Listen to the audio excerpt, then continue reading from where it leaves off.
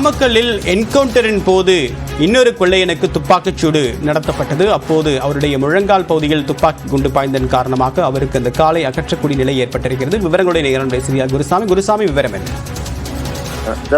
நாமக்கல் மாவட்டம் வெப்படை அருகே கடந்த வெள்ளிக்கிழமை அன்று வடமாநில கொள்ளையர்கள் மீது துப்பாக்கிச்சூடு நடத்தப்பட்டது. இதில் 5 பேர் கைது செய்யப்பட்டார்கள். அந்த துப்பாக்கிச்சூடு நடத்தப்பட்டதில் சம்பவ இடத்திலேயே ஜுமான்தீன் என்ற வடமாநில கொள்ளையர் சம்பவ இடத்திலேயே உயிரிழந்தார்.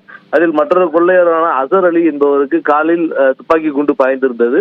இதையடுத்து துப்பாக்கி குண்டு பாய்ந்திருந்த அவர் நாமக்கல் மருத்துவமனையில் சிகிச்சை அளிக்கப்பட்டு மேல் சிகிச்சைக்காக கோவை அரசு மருத்துவமனைக்கு கொண்டு வரப்பட்டார். கோவை அரசு மருத்துவமனையில் 2 நாட்களாக அவருக்கு சிகிச்சையானது அளிக்கப்பட்டு வந்தது. இந்நிலையில் நேற்றைய தினம் குமாரபாளையம் நீதிமன்றத்தினுடைய நீதிபதி மாலதி நேரில் அவரை சந்தித்து அவரது உடல் நலம் குறித்து மருத்துவர்களிடம் கேட்டறிந்திருந்தார். இந்நிலையில் தற்பொழுது அவரது வலது கால் முழுமையாக பாதிக்கப்பட்டிருப்பதன் காரணமாக ரத்த ஓட்டம் முழுமையாக தடைபட்டிருப்பதன் காரணமாக காலினை அகற்றுவதற்கு முடிவு செய்து தற்பொழுது காலை அகற்றக்கூடிய பணியில் மருத்துவர்கள் ஈடுபட்டு வருகிறார்கள். இந்த தகவலை கோவை அரசு மருத்துவமனை அவரது வலது காலில் முட்டி பகுதியில் குண்டு பாய்ந்திருக்கக்கூடிய நிலையில் அந்த பகுதியில் முழுமையாக ரத்த ஓட்டமானது தடைபட்டிருக்கிறது.